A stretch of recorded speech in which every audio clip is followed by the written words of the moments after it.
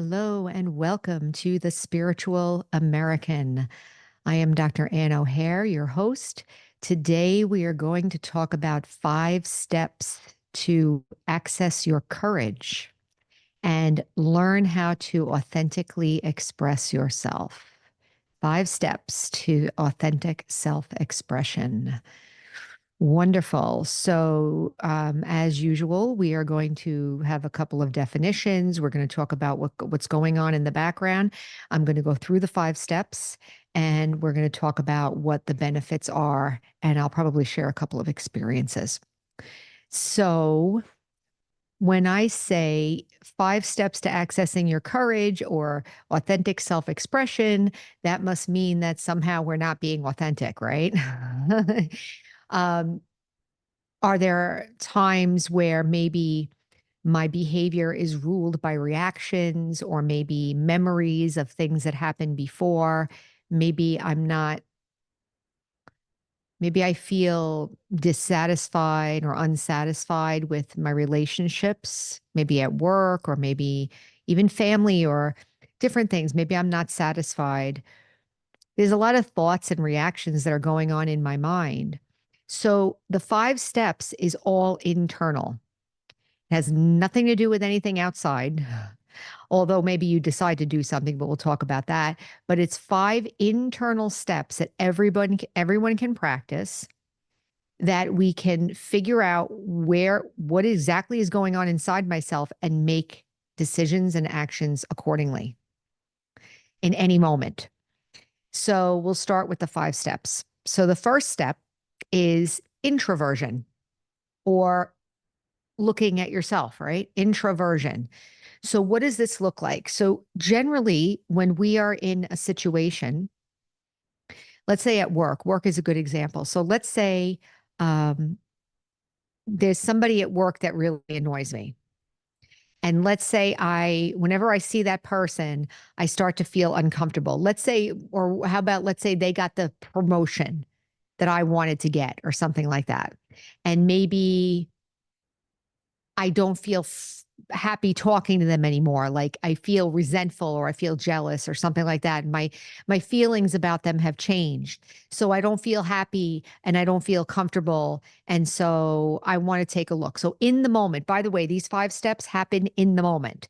So in the moment, number one, introspection. I'm going to look at myself and I'm going to look at how I feel apart from the situation. So let's say normally I would be blaming the other person, right?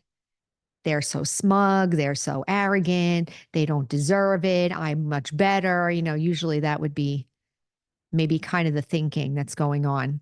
That's really unfortunate thinking because it makes me very powerless and very unhappy, right?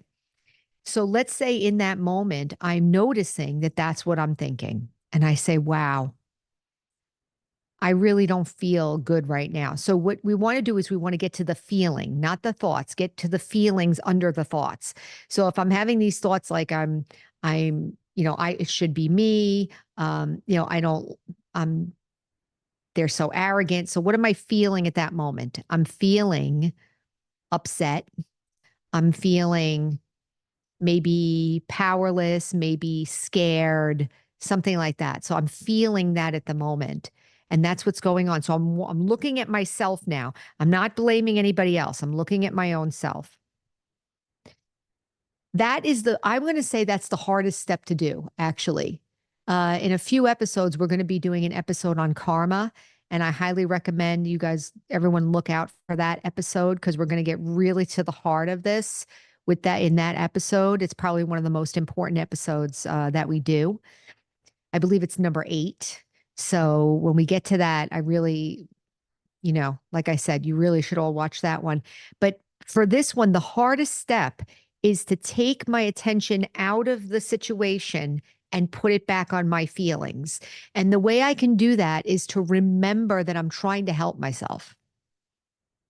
So in the moment, if I'm angry or upset or whatever, anger has a kind of a power to it. It makes us feel a little bit powerful in the moment, but it's not real power. It just makes me unhappy, right? Because it's like you really can't be happy if you're like hating someone. If you're hating yourself or hating someone else, I can't be happy, right? So introspection is the first step in focusing on me with the attitude that I'm going to take care of these feelings now. I'm not going to do the cop out of blaming. I'm not going to do the going off in the anger or the jealousy or whatever, or even bringing someone else in and start talking to someone else. That even makes it worse, right? So I'm going to take a look. I'm going to remove myself from the situation if I have to. By the way, in these 5 steps, you have to take care of yourself. Please take care of yourself. If the situation is too emotionally charged, you can remove yourself from the situation and do this thing. It doesn't have to be while you're in the heat of that circumstance. If it's very highly emotional, you can say, excuse me, I have to go to the bathroom or whatever, and get out of there. So in this first step of introspection or introversion and introspection, in this first step, you have to take care of yourself. Gauge how emotionally charged the situation is. If it is supercharged, then get out of the situation. You don't have to like torture yourself by staying in it in that moment.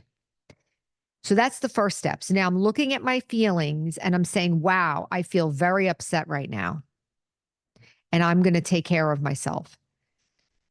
Step 2, discernment. So now I'm going to figure out why I'm upset. What's really going on? So I've turned my attention in, and now I'm going to lovingly look and see why I'm upset or what's going on. So I say to myself, wow, I'm really upset because I really wanted that job and it really hurts me that I didn't get it and it makes me feel bad. And that's what's going on. So the discernment, you're kind of letting it talk, letting the hurt talk or letting the upset talk. You're allowing it to express itself so that you can see what's happening. That's discernment. You're kind of figuring out exactly how you feel. Apart from the thing, like you're just talking from your own perspective. Step 3 is decision or deciding. I'm going to decide. So what am I going to decide in this moment?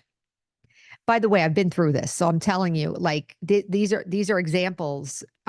These are from my own experience, right? Because there have been times where I felt really upset at work, like I really felt like I deserved something, or I really felt like I should have gotten that, or whatever, and it was very painful, very, very painful. So I'm looking at myself. I'm discerning that I'm hurt, that I have hurt feelings because I think I should have gotten it or whatever, and I can't really make sense of why I didn't get it, but I didn't. And now I feel really upset. And now as I'm discerning, I'm really now noticing, and I'm also mad at that other person, even though it's not that other person's fault. See? So right away, I'm already starting to figure out that I don't need to be blaming them. It's my own feelings that I have to deal with, right? Step 3 is deciding. So what am I deciding? Well, I just decided something. I'm not going to blame the other person anymore. I just decided that thing. And then I'm going to decide maybe that I am not going to discuss it with anybody anymore. Maybe I was discussing it with other people. Maybe I'll stop discussing it. And maybe I'll try to, maybe I don't have to pretend like I'm happy, but I won't be negative anymore. How about that? That's a decision. So I don't want to be hurt anymore. So I am deciding to do something about it. I'm not ready to be all happy-go-lucky yet because it's not about being inauthentic. We have to make the decision based on what's going to make us feel better without pushing us beyond like realness. There's no point in like saying, oh yeah, now I'm really happy for her and I wish her the best. But maybe I really don't feel that yet, but I certainly might be able to change it from, I don't have to blame her anymore for my feelings, right? And then I could say, well, I'm not going to gossip about her anymore. You see how I'm already progressing? Like these decisions that I'm making now based on my own feelings are moving me in the right direction. Okay. So deciding. So I'm making these little decisions as I'm discerning and as I'm watching myself, I'm actually being able to decide, right? Step 4, courage. So let's say I did this work inside myself, and then the person comes up to me in the hallway and says, you know, I got the job, but I know you were really good too. And I just want to let you know that, you know, I really appreciate you and I hope we can work together in the future, let's say. Okay. So where does courage come in here? So maybe the call is for me to be gracious in that moment, for me to actually have a generosity of heart in that moment toward that person and actually accept their offer of working together, like being cooperative. So the courage would be that I'm willing to step out beyond what I felt before. So I'm willing to go beyond it. I'm willing to do something different. And not only with my words and actions, but also with my attitude and energy. Like I'm literally going to shift it. I'm going to shift it from negative to positive to yes, okay, yes. I do want to now I'm really getting in touch with my feeling. Yes, I actually do want to be cooperative. I actually am maybe I'm not happy that she got it. I probably won't say that, but I could say thank you for your kind appreciation. And that's genuine, right? So, but it's courage because it's going from different from what it was before. But look how much better. Think about the situation in the beginning. Even if these 4 steps, only the first 4, and look at how much better the situation is already, right? But why do we call it courage, that step? Because you have to be humble in that moment. That isn't the moment to let your ego come up and go crazy, right? The anger to come back and take your shot and whatever. Any of that's I'm going to have to clean up later. And that's not the spiritual path. The spiritual path is that I want to reform my behavior. I want my behavior to be more positive, humble, cooperative, generous, authentic, nice, like I know I am nice, right? And powerful, like I have my dignity and my self respect. So we're in the courage. And in that moment, maybe when she says that to me, we sometimes call that a test paper. Like, here's the test. Did you actually make a transformation? Well, here's the test. The person's talking to you. What are you going to do? So guess what? In that moment, I'm going to take a chance and I'm going to say, thank you very much for acknowledging me. And yes, I am open to having a nice cooperative relationship moving forward. Authentic, truthful, future driven, not from the past. That's courage. That is courage. And then the 5th step, you may not be able to guess it, but the 5th step is letting go.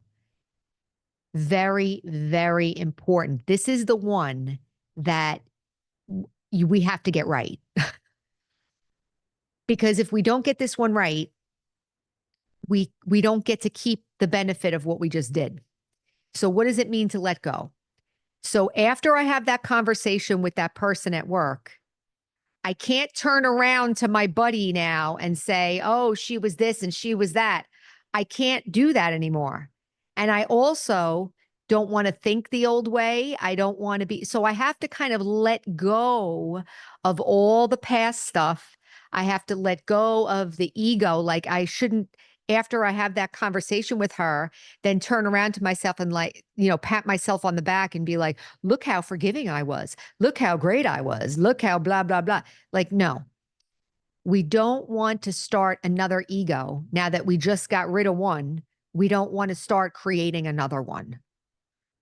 So letting go means that based on my own transformation, I looked at myself, I listened to myself, I made some decisions, I took a step of faith going past what I did before into a new possibility. Now, letting go means I'm not going back, number one. And number two, I'm not going to take ego from what I just did, because guess what? Maybe I don't deserve to have ego, because how much time did I spend being negative, thinking negative about her, blaming her, talking about her with others? That was, that's a pretty big thing. So for me to have ego after all of that kind of appropriate, right? So humility here would be called for also, that I can be humble. Yeah, I made some mistakes. I wasn't very generous and I was kind of hurt, but I'm cleaning it up now and I'm not going to do that again. So it's the 5 steps of courage, but it's also, but the end result is authentic self-expression. Do not lie during this process. Don't force past what feels authentic. By the way, there's always a way to say things nicely, appropriately in a moment and still be authentic to how you really feel. Just say a little bit less or say it a little bit different words. Like in that situation when she would come up to me and say, you were really great. I hope there's no hard feelings, whatever.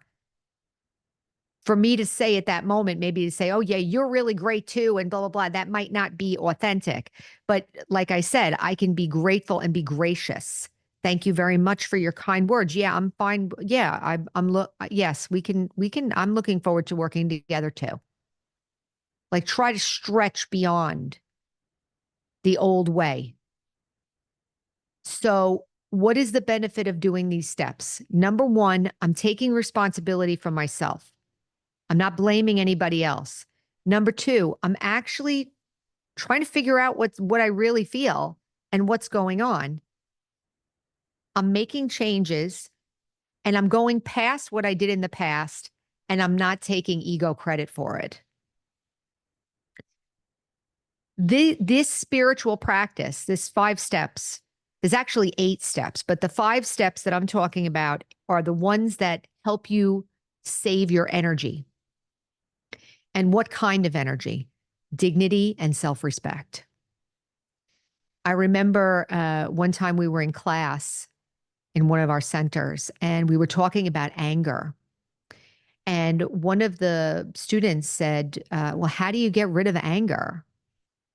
And the teacher at the time said something like, well, you just focus your meditation on this and, and that was fine. That was a good answer.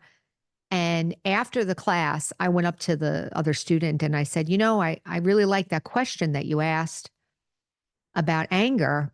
And I said, I have an answer for that I use that maybe you might like. And he said, yeah. And I said, the thing that keeps me from getting angry now is that I want to keep my dignity. I don't want to lose my dignity. So the last little bit I'll leave you with here is that ultimately, when I'm gossiping, I don't have my self-respect. It doesn't feel good. When I'm blaming something else for myself, I don't feel good and I don't have my self-respect. If I'm behaving in a way that's overly reactive or emotional or angry or something like that, even though it might be justified at some level, I don't feel happy and I don't have my self-respect. A lot of times we have to apologize for things over and over again. Sometimes we might say to people, well, I don't believe that you're sorry because you keep doing it, right? Same thing with us, not with judgment, but just the fact. If I keep doing it, that means I'm not getting better, right? So we want to keep our dignity. I want to keep my self-respect, but I have to take care of myself. I have to take care of my feelings to see what's actually going on. I have to care, be my own friend, and work through it. Then I can have the courage to make decisions and make changes and then move past it and actually into an authentic, generous, open self-expression. So I'll leave it there. I hope that you enjoyed this podcast. I hope you took notes about the 5 steps. Try it. Give yourself that gift of self-care in the moment and remember to take care of yourself. If it's really high emotional state, remove yourself and deal with it. You don't have to stay in the torture to do it. You can get out. If it's not that charged, try to do it in the moment, but it's okay to get out if you have to. Take care of yourself. There's nothing wrong with that. So I'll leave it there. Thank you all. And remember, our slogan for this podcast is heal, empower, and serve. Until next time, take care.